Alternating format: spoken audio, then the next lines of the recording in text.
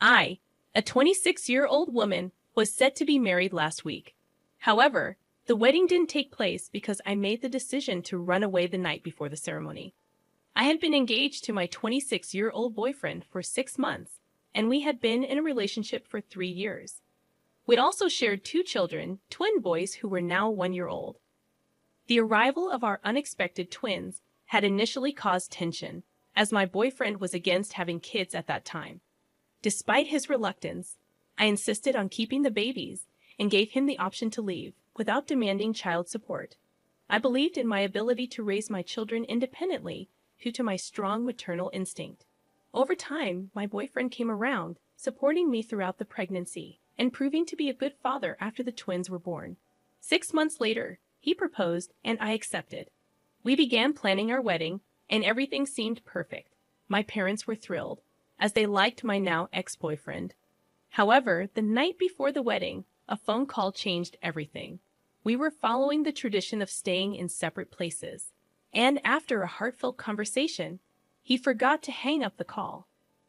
I remained on the line out of curiosity and overheard a conversation between him and his father, revealing a side of him that made me question our 3-year relationship and the impending marriage. I decided to eavesdrop on their conversation, motivated by my ex-boyfriend's dejected and distant tone when confirming to his dad that he was talking to me. Something felt off, and the subsequent exchange still echoes in my mind a week later. His dad questioned whether my ex still felt the same way as he did 2 days ago, and my ex affirmed. His mother joined the conversation, insisting that regardless of his feelings, he needed to go through with the wedding. This sparked a heated response from my boyfriend, asserting his autonomy and refusing to be pushed around. His dad, however, made a weighty proposition, stating that while they couldn't force him to marry someone he didn't love, they could cut him out of their will. His mother, in turn, lectured him about responsibility, emphasizing that as a father, he needed to grow up and commit. She argued that if he was ready for kids, he should be ready for marriage. My ex expressed his frustration, feeling coerced into marrying me despite not feeling ready, solely to avoid being disinherited. He lamented about the lack of consideration for his readiness for milestones in his life, feeling unfairly pressured into situations he wasn't prepared for. In his complaints, he stormed out, leaving his phone behind. His parents continued to discuss his perceived irresponsibility, prompting me to end the call. Stunned and unsure of what to do, I realized that my boyfriend had agreed to marry me under the threat of disinheritance, a revelation that shook me on the eve of our supposed wedding day. I couldn't fathom the situation for the next couple of minutes. None of his recent behavior had hinted at his unpreparedness. Yes, we had our initial argument when I discovered my pregnancy, but since then, he had been a devoted boyfriend and father. His true feelings were hidden behind a remarkable acting facade. Once I gathered myself, I made a swift decision to escape.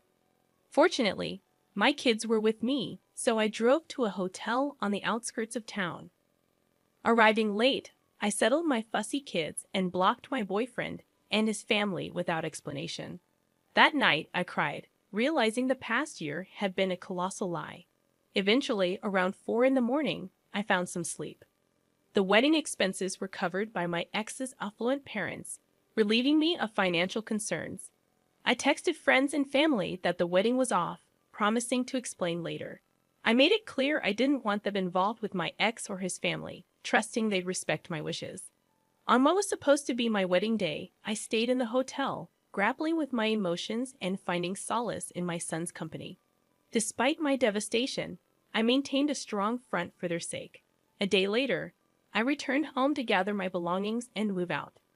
After leaving my kids with my parents, I faced my ex's expected reaction. He appeared sleep-deprived, panicked, and concerned. Unsure of the authenticity of his emotions, he demanded an explanation for my actions, asserting that my decision warranted an apology to him and his family, dismissing cold feet as an unacceptable excuse for humiliation. I didn't say much. I simply informed him that I had overheard his conversation with his parents the other day. He appeared confused for a moment, and when it sank in, He couldn't hide the shame. I didn't feel the need to elaborate or engage in further conversation. After uttering those words, I entered the house while he waited outside in the yard. Gathering the essentials, I left without exchanging another word. There was nothing left for me to say. He had acted according to his beliefs, and now I was doing what I believed was right. I no longer aspired to be a wife.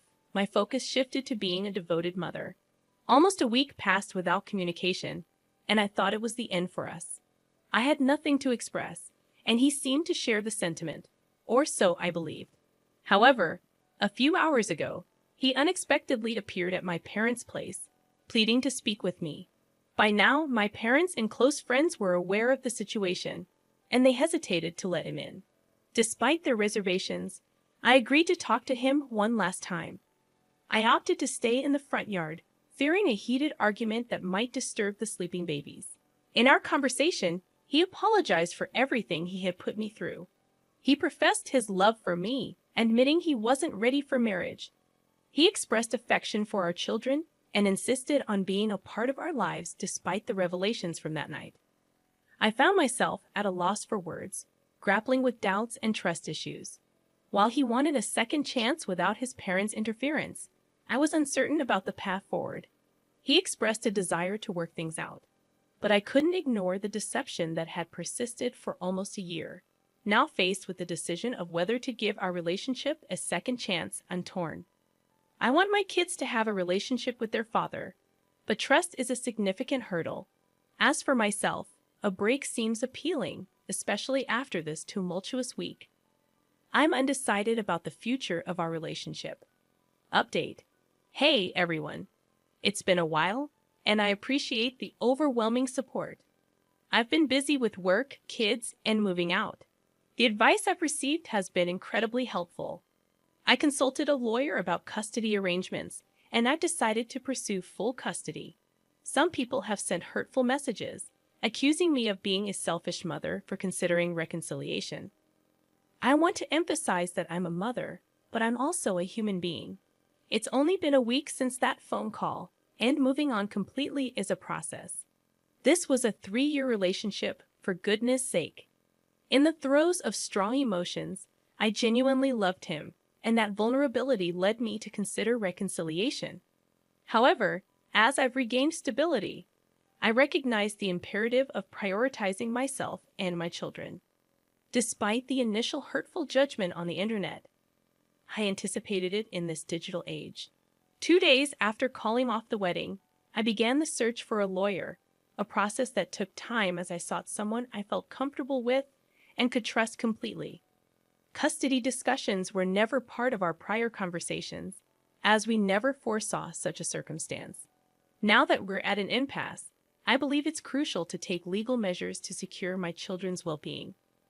While I doubt my ex's desire for custody, I'm wary of his conservative and orthodox parents, who may object to their son not having custody of their grandchildren. I'm preparing for potential challenges. Our last conversation was around 3 days ago, and the lack of contact since then reinforces that, regardless of his words, he's not ready to be with me or willing to make the necessary changes. His recent expressions of wanting to make things work appear hollow and meaningless. The eroded trust between us makes it clear that I won't be with a man who doesn't genuinely want to be with me. Ending the relationship is the best course of action. I plan to communicate my decision soon, hoping it won't escalate into a custody dispute. Update 2. I've informed my ex that I won't be getting back with him and that I intend to file for full custody. I assumed he would understand, given his earlier admission of not being ready for marriage or kids. However, he reacted poorly, engaging in arguments and insisting I couldn't make this decision. I expected him to appreciate not being forced into something he wasn't prepared for, but his reaction has heightened the challenge. Oh, okay. Good on you for managing preschool then. I got her in because I was diagnosed with depression after my husband's death. I got a doctor's note and everything. Wow, I didn't know that was an option. Anyway, the reason I came today is that I need advice. Elizabeth's next statement left me shocked. Would you mind paying our property taxes? What? What property taxes? Where is this coming from? We don't have money to pay property taxes. Why would you think we'd pay it for you? You said we could ask you for anything, didn't you? Well, yes, but plus you guys were the ones who insisted we live on that land. We never insisted. Regardless, property taxes for that land are higher than other places, and it's really causing us problems. Why don't you just work a bit and pay yourself? I can't work.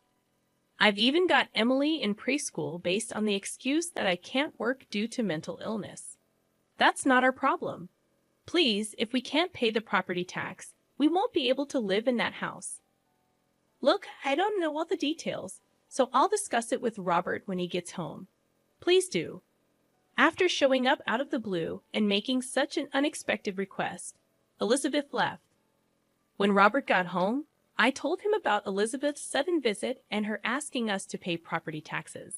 Of course, Robert was surprised, but he was also angered by her audacity.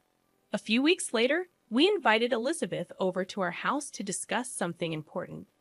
We timed it so that her daughter, Emily, was at preschool, allowing the three of us to talk. Elizabeth arrived in a good mood. She probably thought we were going to help her with her property taxes. Robert, it's been a while, Elizabeth greeted. You seem well.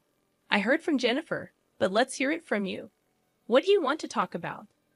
Well, I hate to be a bother, but I came to ask for help with the property taxes, she admitted.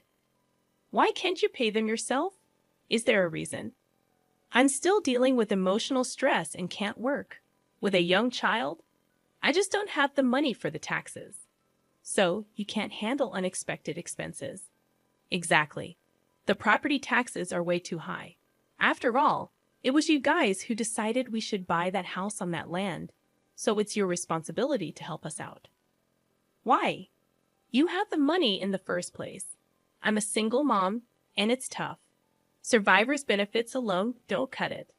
I'm barely making ends meet and can't handle sudden expenses like taxes. You're lying about not having money, Robert retorted. I'm not. I lost a breadwinning husband. Are you out of touch with reality? If you think I don't know anything, Robert said something rather cryptic. Hearing those words, Elizabeth's expression changed slightly. Whoa, you're scaring me, Robert. You're getting more than just survivor benefits, aren't you? What are you talking about? That's all I get, she defended. It's pointless to lie. I know everything. You're getting money from life insurance too. Elizabeth remained silent. My brother had life insurance, you know. He was insured for about $1,000 a month until about age 60. So, as his wife, it's my right to receive that money.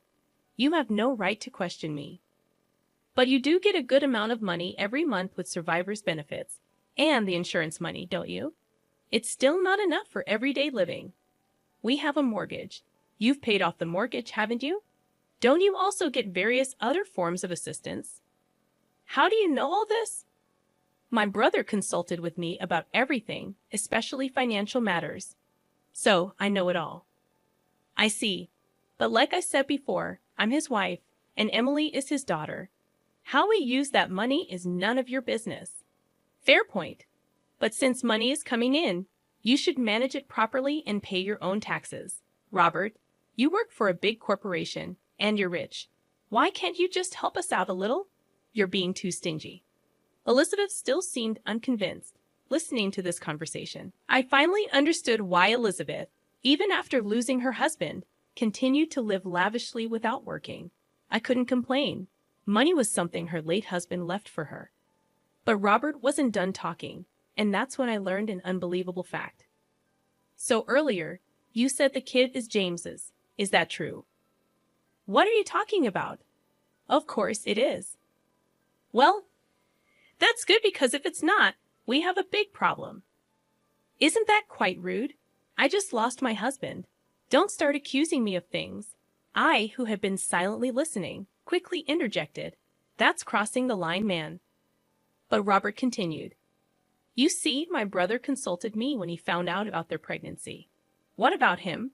He said that judging by the due date, there's no way the child could be his.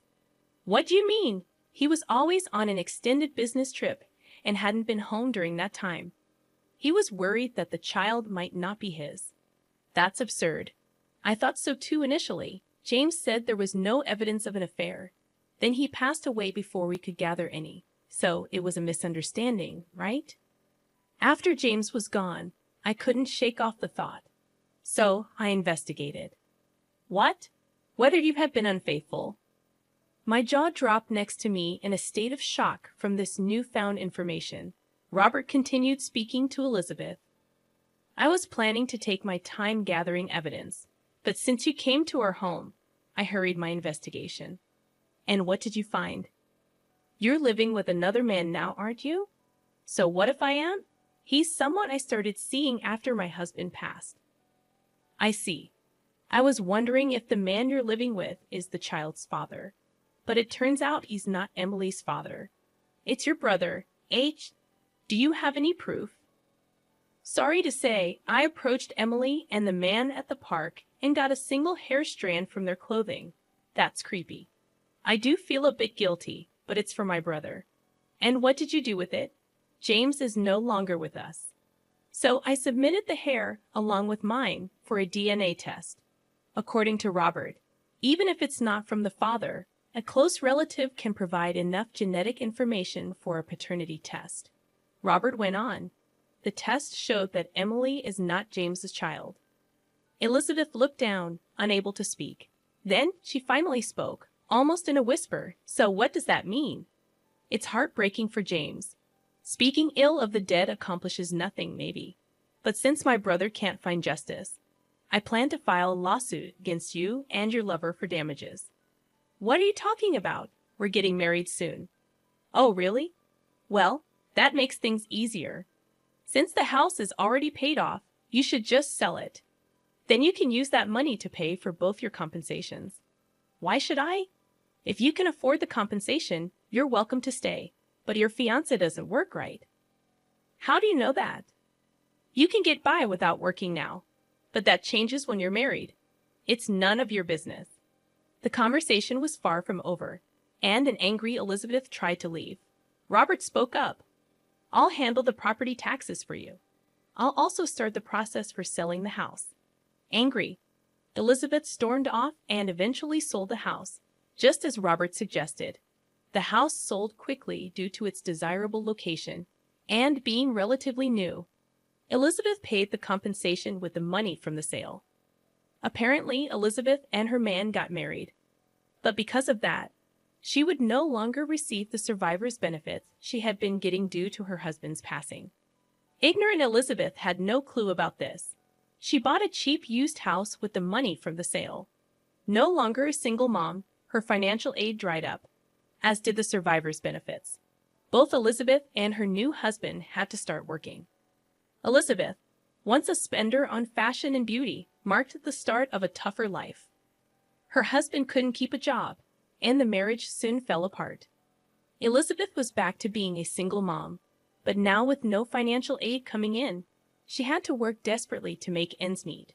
For us, the storm has passed, and our peaceful days have returned. We were even blessed with a child we had longed for. I can't wait to meet the child that I will have with my beloved Robert. We will give our child the middle name of my late brother-in-law, ensuring that his memory will always be with us. In my second update, I confronted my ex, expressing my decision not to reconcile and notifying him of my intention to file for full custody. I anticipated he would understand, considering his previous admission of not being ready for marriage or kids. I believed he should have felt grateful that I wasn't pushing him into an unprepared role. However, he reacted poorly, engaging in arguments and insisting I couldn't do this to him. He suggested that breaking up was acceptable, but taking his kids away wasn't. This argument might have made sense in a typical relationship, but our circumstances were far from ordinary. As you already know, my ex had initially opposed having kids, and until a week ago, he wasn't ready to be a father. Suddenly, he was fiercely fighting for custody, raising suspicions of external influence, likely from his controlling parents. During our argument at a restaurant, I attempted to calm him down, embarrassed by the scene he was causing. In an effort to avoid a protracted custody battle that I couldn't afford financially or energetically, I sought a rational conversation. I knew his parents could afford top-notch lawyers, potentially dragging out the legal process. My approach was to reason with him and hope he wouldn't contest custody. I reminded him of his previous stance on not being ready for kids until a week ago, asserting that my proposed arrangement was in the best interest of all involved.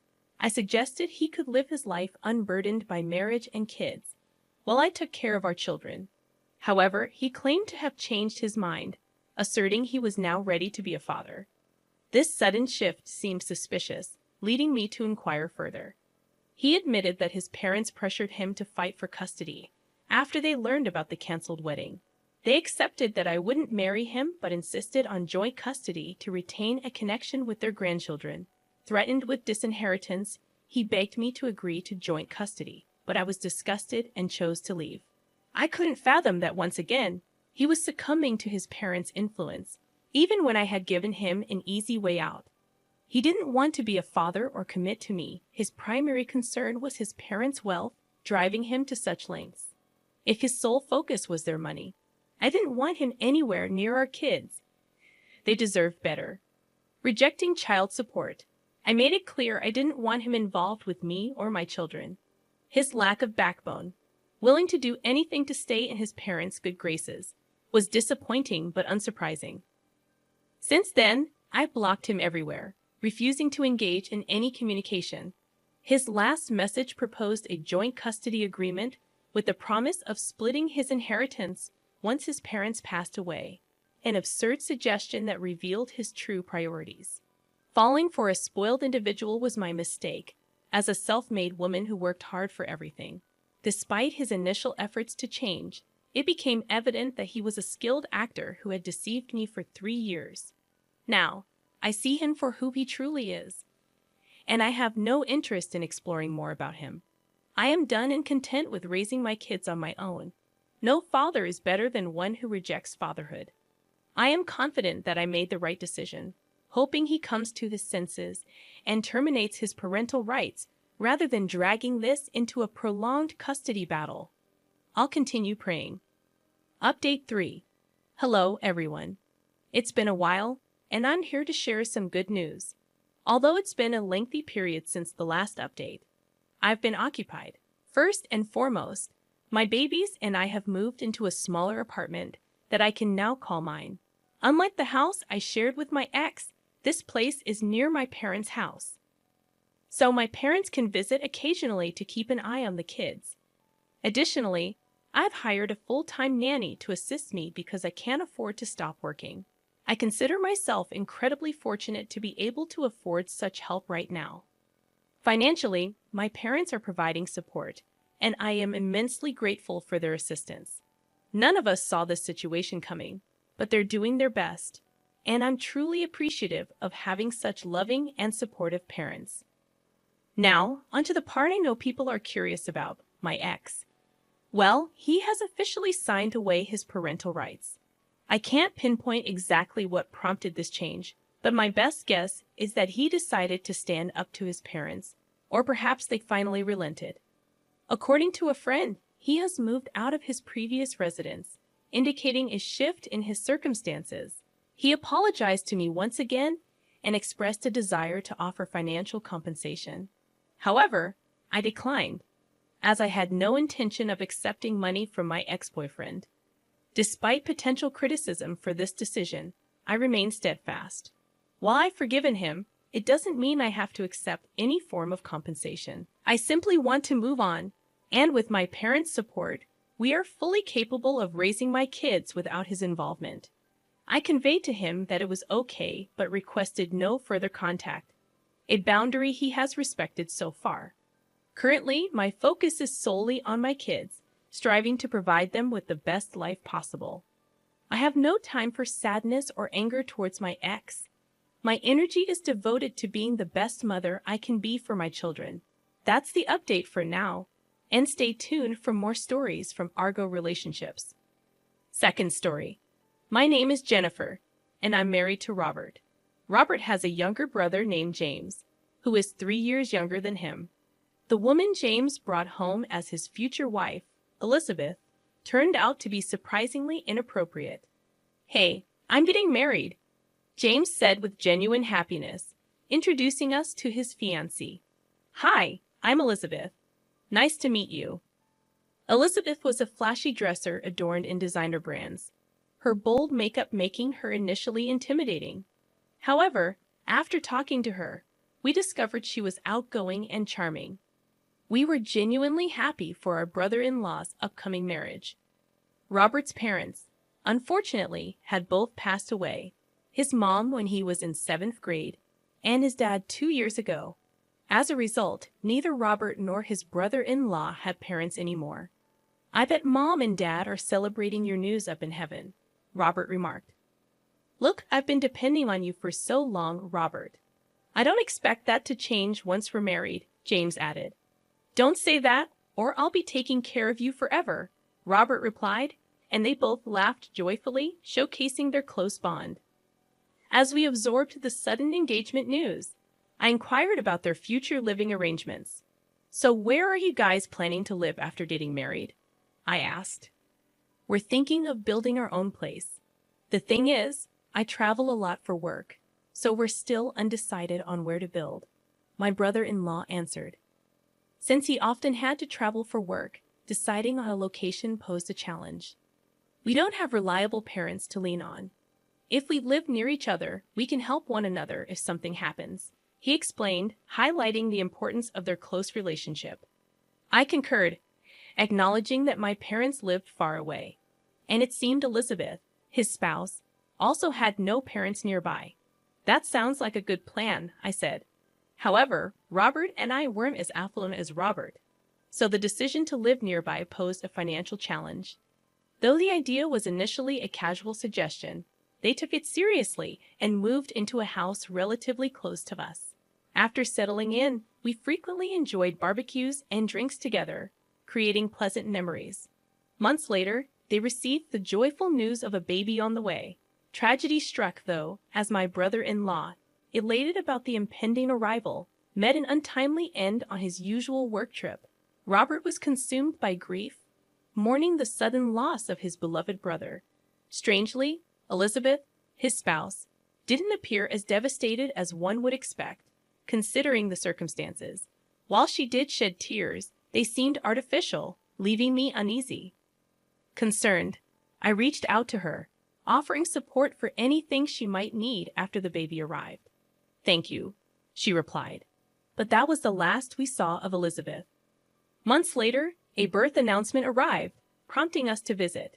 However, she claimed to be too busy to invite us in, so we left the gift at the door and returned home, bewildered by the inability to see the baby. Our distrust toward Elizabeth grew as she consistently avoided us, citing business whenever we tried to connect. A year passed since my brother-in-law's death when, out of the blue, Elizabeth showed up at our house. "It's been a while, Jennifer. Long time no see. How have you been?" she greeted. Confused, I inquired about the sudden visit. "I came because I need some advice," she explained. When asked about Emily, her response was surprising. "Emily's at preschool. Being alone at home with her all the time was driving me crazy. I enrolled her right after she was born." "Oh, I see. Are you working then?"